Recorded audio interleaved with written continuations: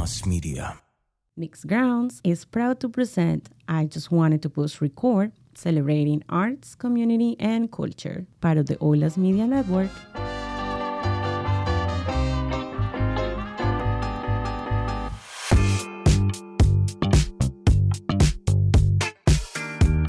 Welcome to I Just Wanted to Push Record, a producer's podcast, where lifestyle, arts, community, culture, and production meet.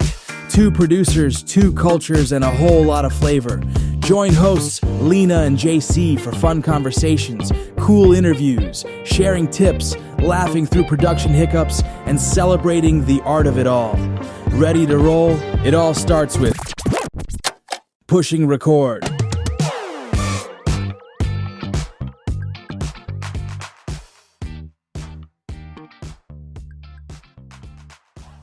Hello everybody. So today we are at Mixed Grounds at Logan Heights.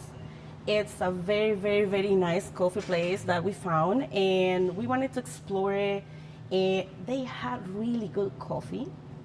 They have this environment that makes you feel like welcome, and they have a lot of arts and merch. You gotta experience yourself. So thank you so much for Mixed Grounds to having us today. We have a special guest. This is Jonathan Nussman. Hello. Hello, Jonathan.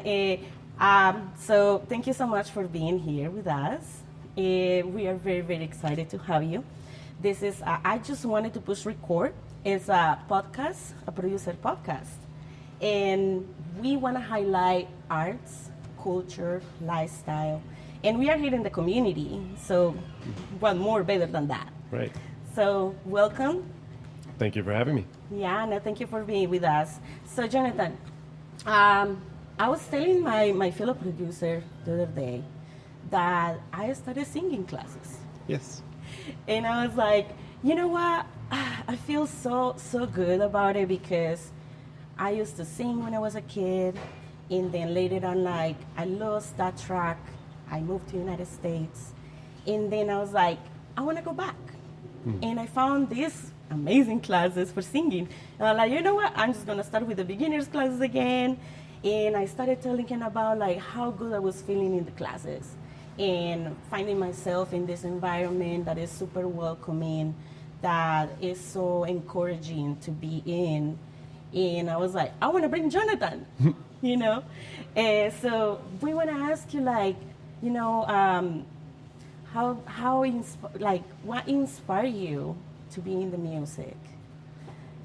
That's a good question, and one that I guess I think about it a lot because it's a popular question. It's like, you're a singer, you're a music teacher. How did that happen? Yeah. And so, I mean, I think the shortest version of the story is that ever since I was little, music was all I wanted to do. I loved to sing when I was a kid. I sang in children's choirs. I did children's theater. And it was just always my number one interest, you know. I think it partially came from my parents. My dad is a really good musician, although he never did it professionally. My mom, maybe not as much of a music maker herself, but a lover of music and always encouraged me. So yeah, that just kind of was an important part of my personality. I had some really good teachers, especially in high school, who sort of saw my talents and gave me some opportunities and pushed me in a couple of places when I needed pushing, and it just kind of snowballed from there. And here I am. That's amazing. But well, before we jump into other topics, then tell us about yourself, like where you're coming from. Sure. Yeah, so I was born in South Carolina, but I lived most of my childhood in Charlotte, North Carolina, back on the East Coast. And yeah, so I was in North Carolina. I went to UNC Chapel Hill for my undergrad. I studied music and voice there. I started out actually as a composition major, but quickly discovered that I enjoyed performing more than I had the talent for writing music. Nice. And then after I got that degree, I moved to Boston. I lived in Boston for 8 years. I went to the Boston Conservatory and got a master's degree in opera, and then stayed around and did the whole like restaurant gig work, just like taking any job that came my way, traveling to New York, doing some music festivals around the world. That's so amazing. It was a really fun time of my life. I made some of my very best friends. I met my wife, waiting tables. Like in Chicago? In Like Boston. okay. Yeah. In Chicago. Yeah, no worries. I'm traveling now. Yeah, I had a really great like restaurant job at a Cambodian restaurant called the Elephant Walk, which is still in Boston. It's very good, and my wife and I met there, both working there. But the gig life for a musician is tough, and it's month to month it can be both fantastic, and then their dry spells come along, or you work really hard for a gig that then pays you nothing. Or next to nothing, and so I was craving a little bit more stability and looking for new opportunities. So I got accepted into the doctoral program at UCSD. Oh. And so my wife and I moved here to San Diego in 2014. Okay. And I got what is called a doctorate of the musical arts in contemporary vocal performance from UCSD. That's so cool. So I spent 6 years in that, 6 years in the music department.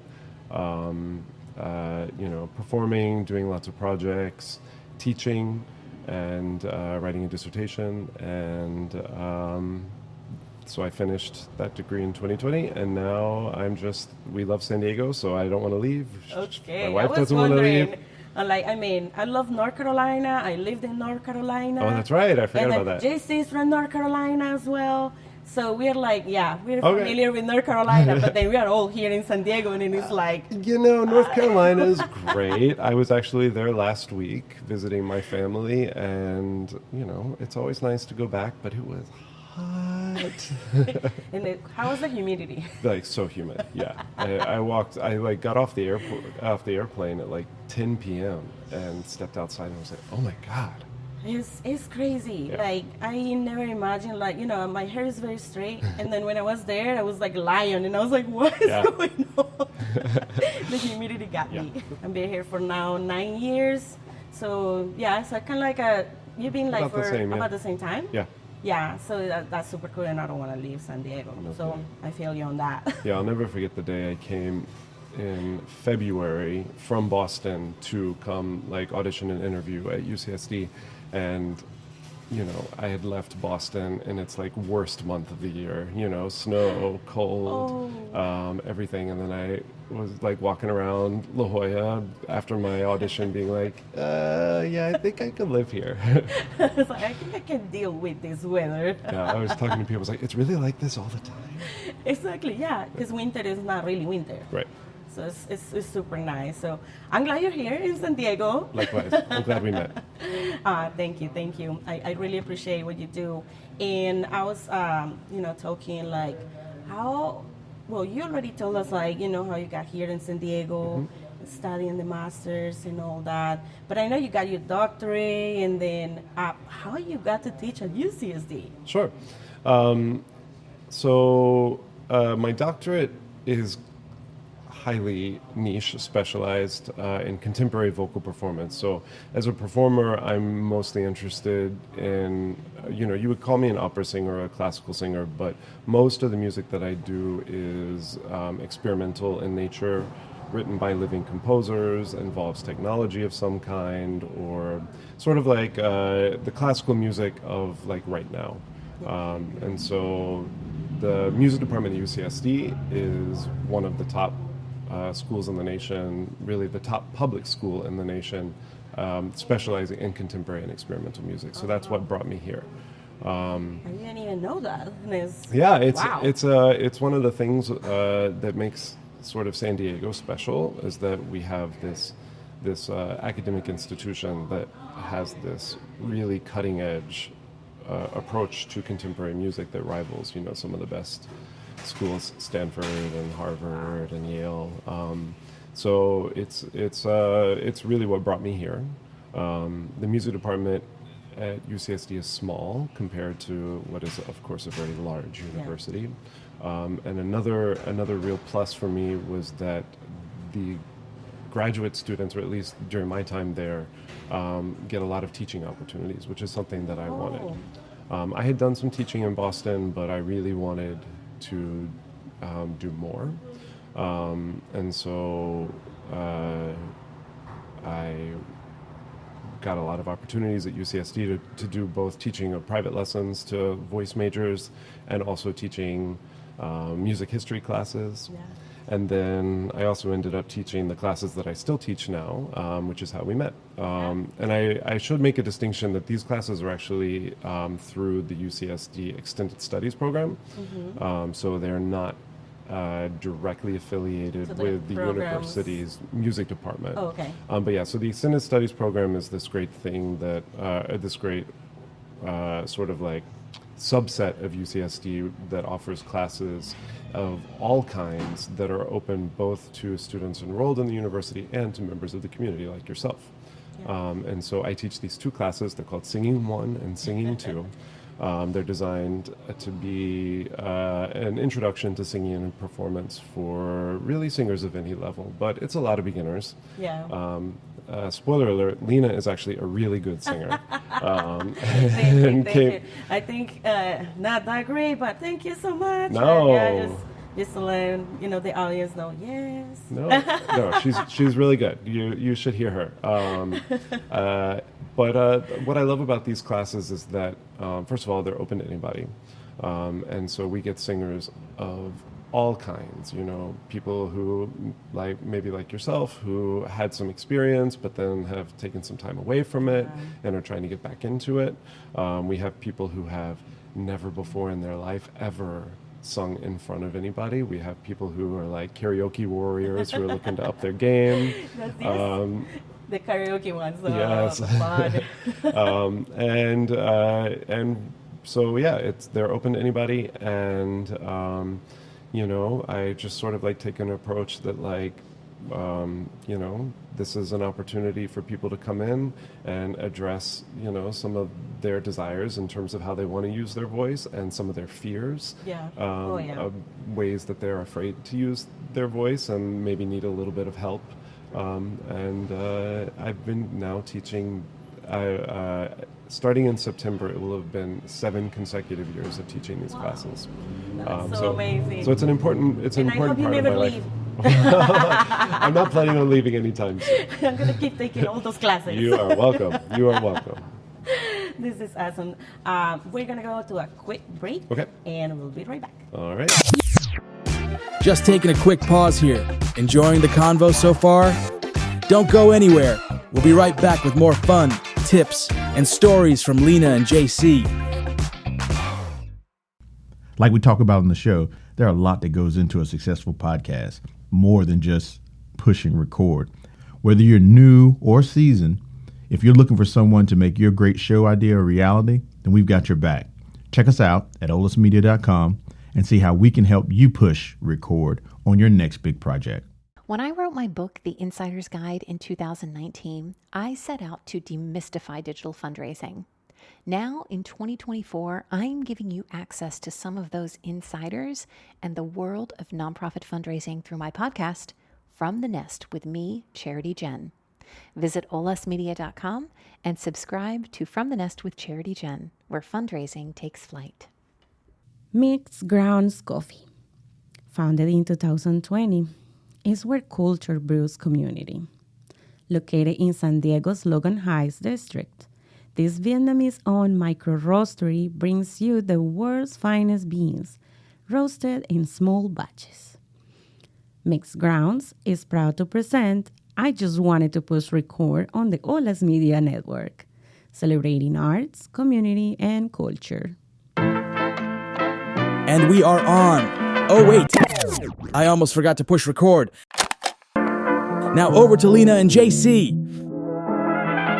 All right, and we are back, and we are here enjoying this cold brew. Delicious cold brew. Oh my gosh, it's so good. And it's pretty hot.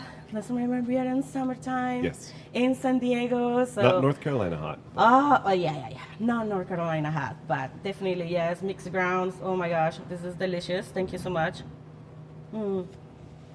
Yeah, so we were talking about this background, all this amazing music, life, and I mean, it's a lifestyle too. And we would like to know, how's like your teaching philosophy? Like for me, for example, it's been super difficult to find, professors and teachers that they're like, yeah, let's just do, the notes. Let's just learn about this, but not to finding the people voices. Right. And I feel like with you has been very different, and I feel like that's very special. So I would like to know more about that. Sure. It's a big question. What is my teaching philosophy? And I would like to think that my answer to that question is constantly changing and will continue to develop for the rest of my life. But I think that the beginning, the sort of the core of it is that, and this is something you've heard me say in class before, is that I believe that singing is a fundamental human activity. I think that it is important to us both culturally as a collective group. Also, I think it's important to the individual, and I think that it's an important part of relationships. There's a reason that we teach children to speak by teaching them to sing. And so I think that that's just wired into our cultural DNA. And then I also think that in today's society and the culture that we live in now, there are forces that keep people from feeling comfortable singing. Yeah. I think that singing is incredibly vulnerable and difficult, and I think that for me, when I'm working with a student, and it doesn't matter if it's a very experienced pre-professional or professional singer, or a complete beginner, the most important thing is, as a teacher, I think it's my job to create a space where that person feels safe, where they can start to tear down the walls that we sometimes build up to protect ourselves, and where they can feel comfortable exploring what it is that their voice can do. Yeah. Because for me as a teacher, I can understand all of the anatomical and mechanical actions that are happening in order to make what we would deem a good sound. Yeah. I can talk to you about the anatomy of your voice, and I can tell you, that we need to relax this part of your tongue and lift your soft palate, and engage your diaphragm in a slightly different way. I can tell you all of those things, but I can't do those things for you. You have to experience them in your own body, and then learn what that feels like, and then learn how to recreate that. So teaching singing is really guiding the singer to sort of teach themselves in a lot of ways. And I think on that sense that you're saying, how they feel in their own bodies and everything has to be related on your studies and your personal experiences as well as a performer in the arts, because I have seen so I was checking the website. Okay. And it needs to be updated. and but. then, I saw a bunch of performances you have, and they're very artistic, and body movement and all that stuff. And if a person doesn't experience that, how you're gonna teach it, right? It's how you're gonna help others to find their own way to express themselves. Yeah. So for me that was completely different in your classes, that I was okay, I need to find my own voice. Right. And that was the best part of it. Yeah, well, and the average sort of person who loves music, who loves to sing, but doesn't have much of an outlet for it in their lives, still finds time to sing. The most common time that people tend to find are, like, for example, singing along to their favorite recordings while driving or something like that. And so,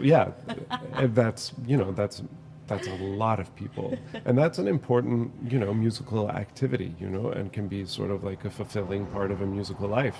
But it's a very different thing when you then take away that recording, and now all of a sudden, instead of singing along to, you're working on a Shakira song right now. So instead of singing along to Shakira, you've just got a piano and you're by yourself. Yeah. It's very different. And that feeling causes a lot of people to freeze. Because it's new. Yeah. It's scary. It is. It's like you've ridden a bike with training wheels your whole life, and then all of a sudden you take the training wheels off. Yeah. And so part of my job, at least in the classes that I teach through the Extended Studies program, is just to, provide a safe space where we take the training wheels off, and you know what, you might crash, but that's okay. Yeah. We'll pick you up, we'll dust you off, and we'll work on your balance.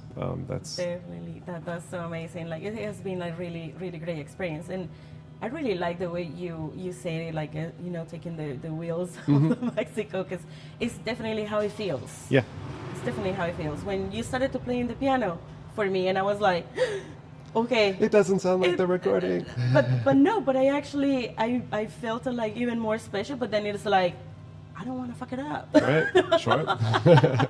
But that's the thing. You need to be able to fuck it up, exactly. Right? Like, that's part of the learning process. And I think that one of the great things about, the way that music is so accessible, both in terms of, like, professional recordings and really, really talented amateurs that we encounter on social media now.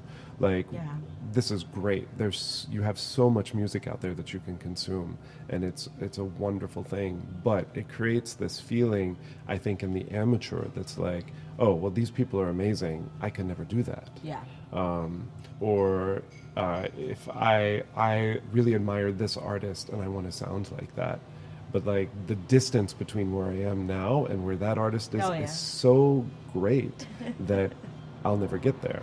And so beginning singers can be so hard on themselves that they're like, okay, well, the sounds that I'm making don't sound like what I want them to. Yeah. So it must just be because I'm bad.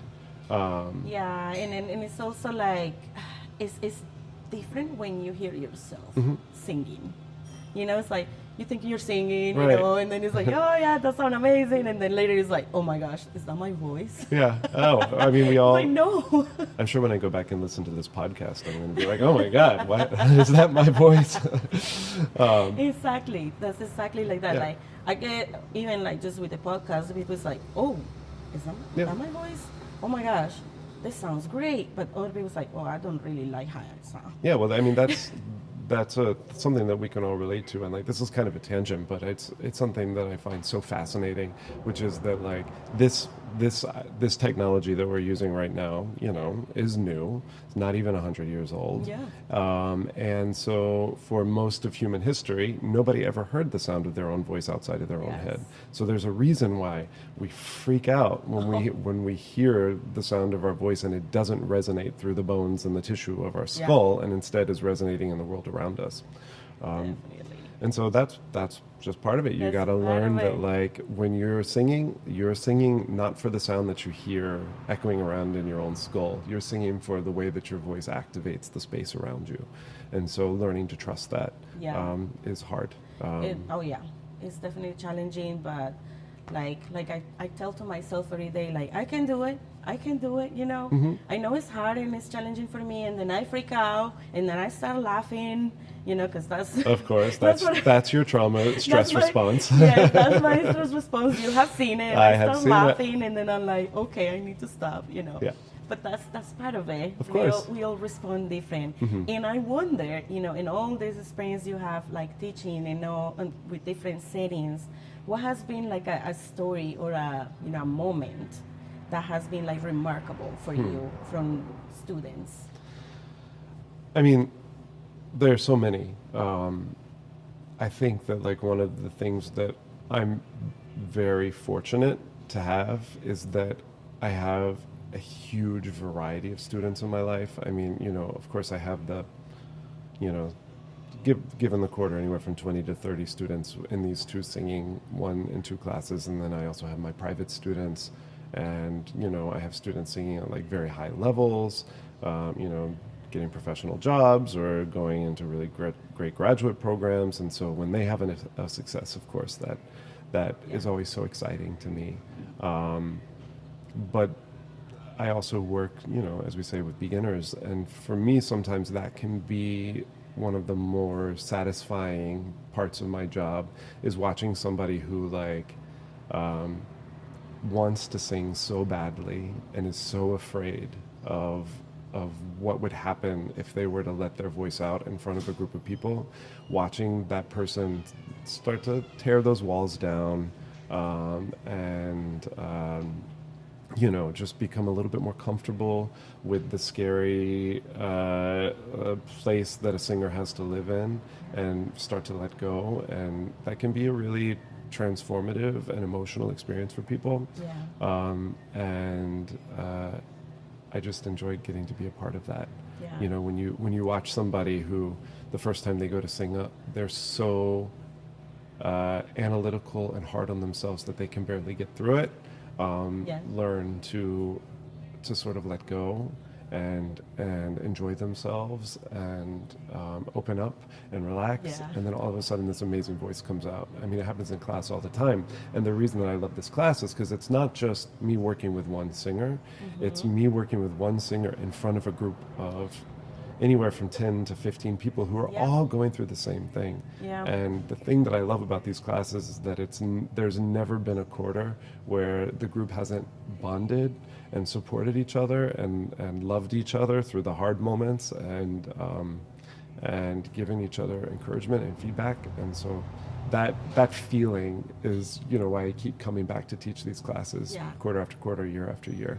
Has there been any moment that have you experienced anything like someone goes through the in the classes or just in private lessons, that they get to those hard moments where they just freeze, or they get freaked out, and it sounds or maybe like a panic attack or something like that? Have you experienced We've had all of that? Yeah, I mean, I always say this, especially to my to private students, especially who are kind of beginning with me. I always say, what, let's just get this out on the table. Sometimes tears are part of the process. So singing brings up things. It brings up things from our childhood. I cannot tell you how many people have come to either take lessons with me or taken my classes who say, I always loved to sing, but when I was 6 years old, my my mother or my choir teacher or my uncle or my neighbor or whoever, fill in the blank, told me that I was a terrible singer, and I've carried that with me my entire life. And I have always had that person's voice in my head every time I go to open my mouth.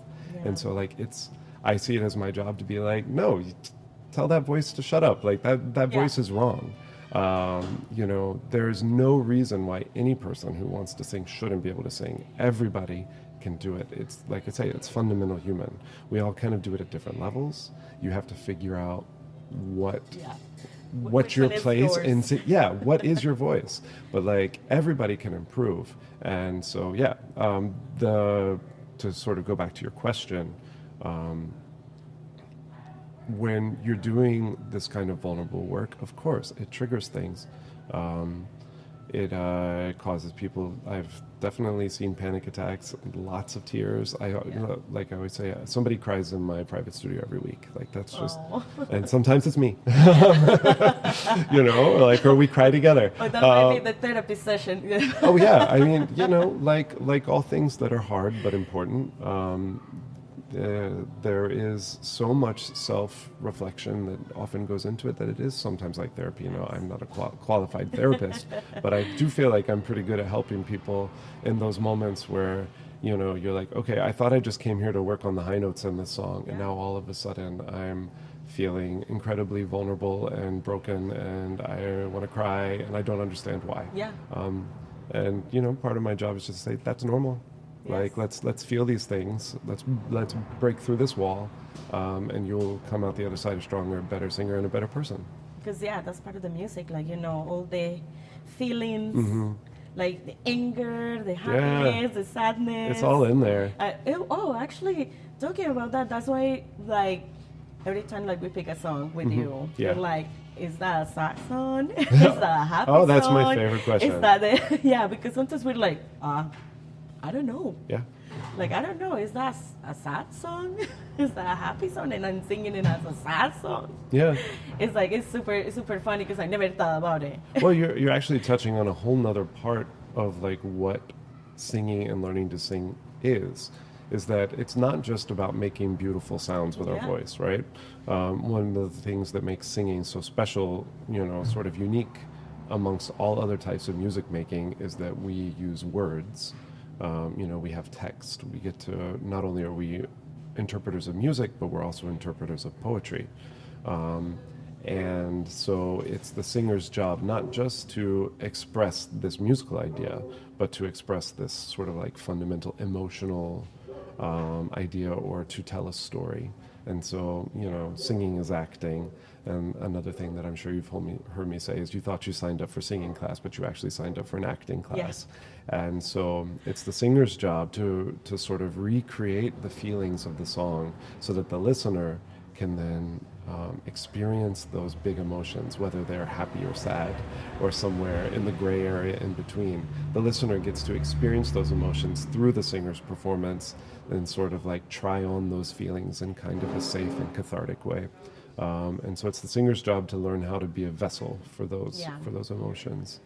Definitely. And for some people like you, that comes, I think, pretty easily. And for other people, that's the hardest part. Oh, it is super hard. It's funny that you mentioned that because I'm very, very expressive.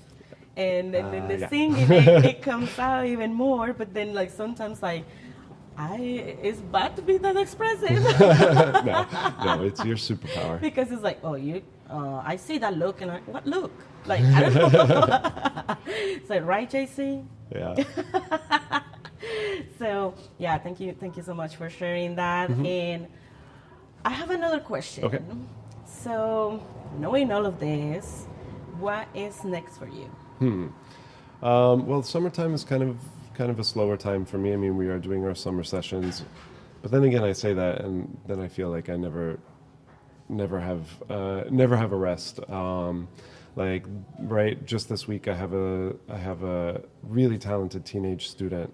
His name is Bobby Chu, who has written a musical called Understanding Lewis that is being produced by J Company, which is the youth theater branch of the JCC in La Jolla. Wow. And so I'm helping him, just sort of supporting him as he produces this musical that he wrote. And then we have a full weekend recording session, most of the music.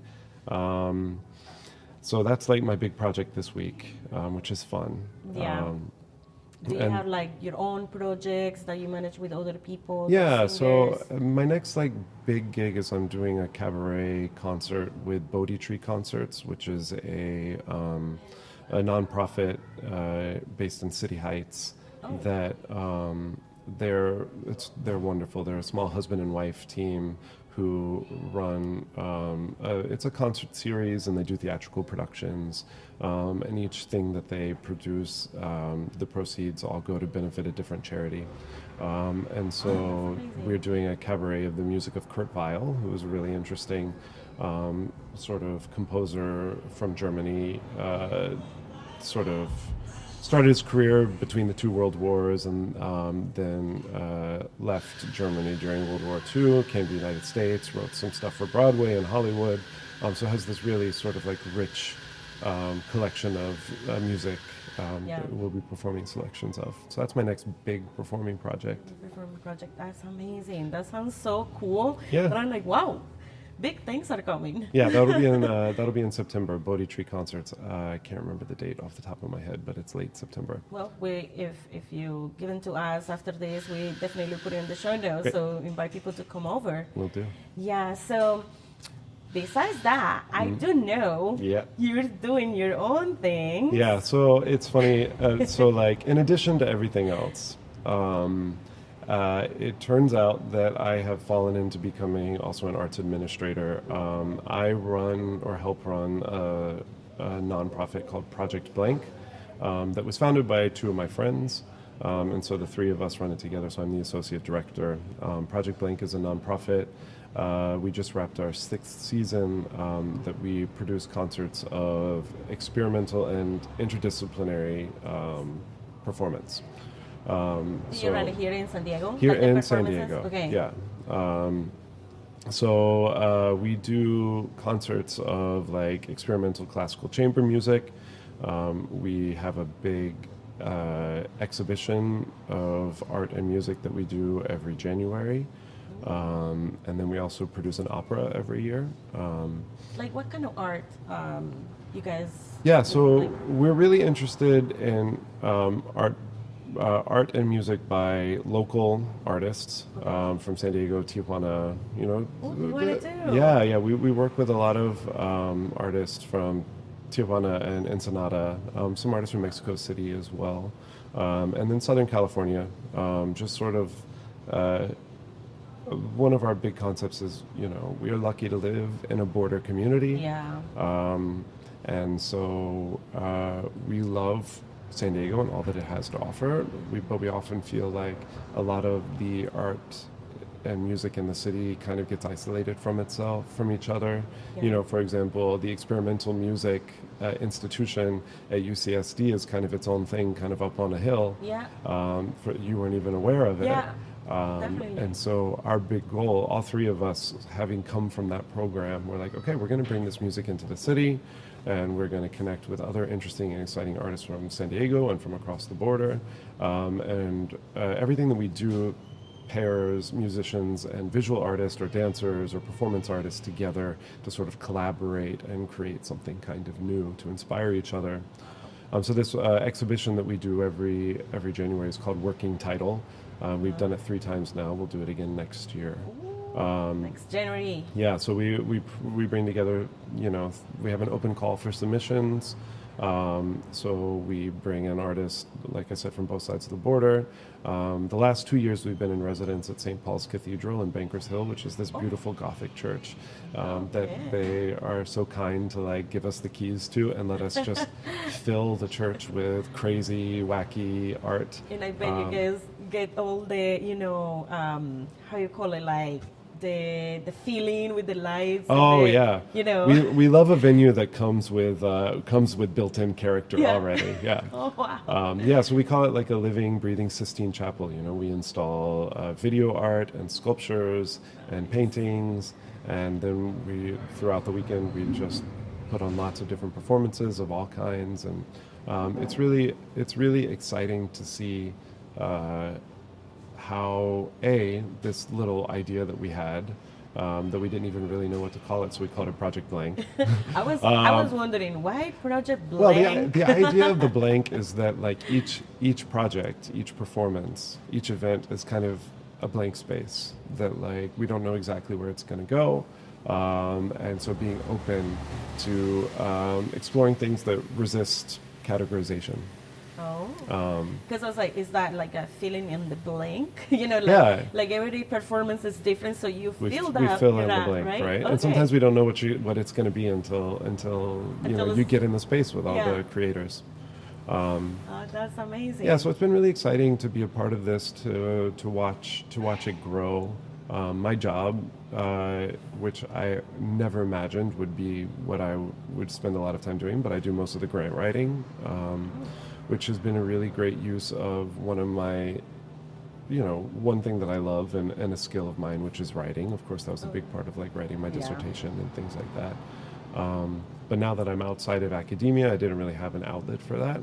And so now I do, using words to articulate an artistic vision, is an important skill for an organization. Definitely. And so I've learned so much about grant writing in the last 4 years, I guess I've been doing it now. Yeah, is that how old is the project? We started in 2019. Okay. Our first full season was in 2020. So things COVID? So the working title exhibition, our very first one was March 10th. Literally the week that the state shut down. Yeah. It was the last in-person thing that any of us did. But we pivoted. We did a lot of online and virtual performances in 2020 and 2021. Our small size and our sort of general scrappiness and our DIY approach meant that it was pretty easy for us to sort of make that pivot. And also being, experimental artists and musicians, we were used to working with technology and sort of just figuring it out as you go. That was all sort of silver lining to a very dark cloud. Yeah. And then since we came back, we do just about one event a month. We do have a monthly concert series that we are in residence at Bread and Salt, not too far from here actually, the gallery space in Barrio Logan. Yeah, it's an amazing venue. It's an old bread factory that's been converted into gallery spaces, and now they have a coffee shop, and so we do a concert there every third Friday of the month, although we're taking this month off. We'll be back next month, but okay. Yeah, I was like, when is the next one? Yeah. I want to go. Yeah, so we're about to announce our new season because we just wrapped our 6th season, so we've got some very exciting things in store for next year. Can't wait. Yeah. And where can we see this information? Oh, check out our website. It's projectblanksd.org. Then we get we've the got tickets there and tickets, everything. mailing list. And another thing is that a lot of our we're really, really passionate about keeping everything very accessible, both in terms of the environment. We think that the arts should always be welcoming and never alienating. Yeah. So we perform in a very just sort of social environment. We always have beverages available, and we're really trying to build a community. We keep ticket prices low. Tickets are never more than $25 for our main stage events, and then for a monthly concert series, it's a pay what you can sort of situation. Oh, that's crazy. Yeah. Because, I mean, it's a low ticket, but it's for the the quality. Exactly. It's wow. Well, yeah, we believe that economic constraints should not be a barrier to access to great art within the community. Yeah. If the artist living in the community can't afford to then participate in the events of the community, there's something seriously wrong about that community. Yeah. And so we are here to sort of help To bring create new opportunities both for artists and audiences. And to create something special. So, yeah, definitely, it's very special. I'm very excited to see Yeah. this coming. Thanks. Yeah, thanks so much for sharing that. Do you want to share with our audience if they want to contact you for private lessons or? Sure. You can check out my classes? website as well, Yeah. which is jonathannussman.com. And you can find there's a contact form there if you want to know more about private lessons. You can also look at on if you're interested in the Singing 1 and Singing 2 classes. That's through the UCSD Extended Studies program. You should be able to find it just by searching. Yeah, you'll see that it's only him. No, Yeah, it's just kidding. me. I was like, it's Singing 1, Singing 2, and then I was like, ooh, is this a teacher? Okay. Yeah, that's the one. And yeah, Singing 2 is a class that people often take, many times. There's not a set number of skills that one has to master to advance from Singing 1 to Singing 2. It's like Singing 1 is the intro, and then Singing 2 is, I like to think of it more as like the workshop, and you can take the workshop as many times as you want. No, amazing. And also, I imagine, if you want to help the organization, just go to the website, projectblanksd.org. Did I Yes, say it right? you did indeed. And then go donate and help all this community and bring all this art, amazing art and music Yeah, that we have, you know. right. And we haven't explored. So yeah, thank you so much. Thank you. And I want to give a shout out to Mix Grounds, like Yes. this amazing coffee in this amazing place. That shout out to Kwa, because he let us like use the space and be here. Like it is a really cool art. Yeah, speaking of great exhibition. art, there's all sorts of amazing things. Yeah, there is art, you know, sculptures, painting, and yeah, it's super cool. So come check it out and try the coffee. They also have pastries and really cool merch. So yeah, thank you so much, and thank you, Jonathan, for being with us today. Thank you for having me. Thank you. See you next time. Bye. Thank you for listening to I Just Wanted to Push Record, a producer's podcast. Be sure to follow and subscribe wherever you get your podcasts. To hear other episodes or read the associated blogs, visit olasmedia.com. And be sure to follow us on Instagram with the handle Olas Media Studio. I Just Wanted to Push Record, a producer's podcast, is produced in studios in San Diego, California, and Tijuana, Baja, California. Olas Media is an IVC media company.